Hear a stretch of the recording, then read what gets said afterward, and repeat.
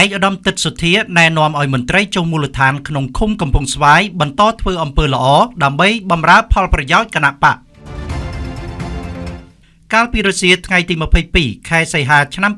2026នៅទីស្នាក់ការគណៈបកប្រជាជនកម្ពុជាឃុំកំពង់ស្វាយស្រុកកំពង់ស្វាយខេត្តកំពង់ធំក្នុងឱកាសអញ្ជើញជាធិបតីជួបសម្ដែងសម្ដាលនិងប្រគល់សេចក្តីសម្រេចស្តីពីការកែសម្រួលសមាជិកភាពក្រុមការងារចុងមូលដ្ឋានឃុំកំពង់ស្វាយ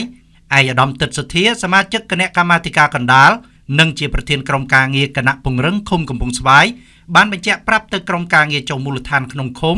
សូមមានការបដិញ្ញាចិត្តខ្ពស់និងខិតខំពង្រឹងការងារចុងមូលដ្ឋានឲ្យបានសកម្មដើម្បីប្រៀបឈ្នះជូនគណៈបកប្រជាជនកម្ពុជាក្នុងការបោះឆ្នោតជ្រើសរើសក្រុមប្រឹក្សាឃុំសង្កាត់អាណត្តិទី6ដែលនឹងប្រព្រឹត្តទៅនៅថ្ងៃទី6ខែមិថុនាឆ្នាំ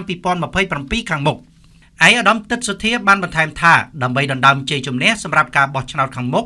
បានទទួលជោគជ័យលុះត្រាតែក្រុមការងារទាំងអស់ទាំងក្រុមការងារចុងមូលដ្ឋាននិងក្រុមការងារគណៈបកដែលនៅមូលដ្ឋានភូមិឃុំមានការសាមគ្គីភាពគ្នាជាធ្លុងមួយនិងមានការចូលរួមពីមន្ត្រីគណៈបកគ្រប់រូបឯកភាពនិងរួមកម្លាំងគ្នាខិតខំធ្វើអំពើល្អដើម្បីបម្រើប្រជាជនចាប់ពីពេលនេះតទៅឲ្យបានសកម្មខ្លាំងក្លានិងត្រូវរួមគ្នាចុះផ្ទាល់នៅក្នុងមូលដ្ឋាននិងតាមខ្នងផ្ទះស្វែងយល់អំពីសតិអារម្មណ៍និងបញ្ហាប្រឈមនានានៅក្នុងមូលដ្ឋាននិងរិះរកវិធានការដោះស្រាយឆ្លើយតបទៅនឹងសំណើសំណូមពរចាំបាច់របស់ប្រជាជនឲ្យបានទាន់ពេលវេលាក្នុងន័យនេះក្នុងនាមជាមន្ត្រីគណៈបកគ្រប់រូបត្រូវបង្កើនសកម្មភាពចិញ្ចឹមចលនាក្នុងមូលដ្ឋានដែលខ្លួនទទួលខុសត្រូវមានផែនការច្បាស់លាស់ក្នុងការចុះជួបផ្ទាល់ជាមួយសមាជិកគណៈបកនិងប្រជាជននៅក្នុងភូមិក្រុមបកតាមខ្នងផ្ទះដើម្បីបង្កើនភាពជិតស្និទ្ធយល់ដឹងពីបញ្ហាសុខទុក្ខនិងបញ្ហាប្រឈមរបស់ប្រជាជនជំរុញការដោះស្រាយនិងស្វែងរកកិច្ចអន្តរាគមន៍តាមជំនាញនិងក្នុងសមត្ថកិច្ចការងារដោយចូលលើស្មារតីសហការដោះស្រាយជូនប្រជាជនឲ្យបានទាន់ពេលវេលាទាំងបញ្ហាសេដ្ឋកិច្ចក៏ដូចជាជីវភាពរស់នៅប្រចាំថ្ងៃរបស់ពួកគាត់ការធ្វើបែបនេះគឺក្នុងគោលដៅពង្រឹងនិងបង្កើនការគាំទ្រនិងការជឿទុកចិត្តថែមទៀតពីសំណាក់ប្រជាជនម្ចាស់ឆ្នោតដែលជាសមាជិកមកលើគណៈបកក្នុងន័យសមាជិកគណៈបកមួយរូបគឺជាសម្លេងឆ្នោតមួយសន្លឹកជាសន្លឹកឆ្នោតបានការនិងពួកគាត់បានមើលឃើញច្បាស់នៅការបម្រើពួកគាត់ដោយស្មោះត្រង់គឺជាទំនុកចិត្តដែលប្រជាជនក៏នឹងត្រៀមខ្លួនដើម្បីទៅបោះឆ្នោតគាំទ្រគណៈបកយើងនៅពេលខាងមុខផងដែរ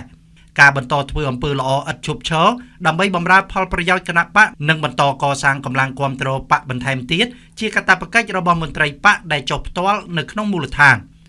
បន្ថែមលើនេះឯកឧត្តមទឹកសុធាក៏បានក្រើនរំលឹកដល់មន្ត្រីមូលដ្ឋានត្រូវយកចិត្តទុកដាក់លើការផ្តល់សេវាគ្រប់ប្រភេទប្រកបដោយគុណភាពនិងប្រសិទ្ធភាពដូចជាសេវាសន្តិសុខសណ្ដាប់ធ្នាប់សេវាប្រជាពលរដ្ឋសេវាសង្គមអប់រំសុខាភិបាលសេវាយុតិធធម៌ការដោះស្រាយទំនាស់ក្រៅប្រព័ន្ធតុលាការសេវាសុរិយោដីក៏ដូចជាសេវាចាំបាច់ជាច្រើនទៀតដើម្បីសម្រួលដល់ការប្រកបមុខរបរនិងលើកកម្ពស់ជីវភាពរស់នៅរបស់ប្រជាជនក្នុងមូលដ្ឋាន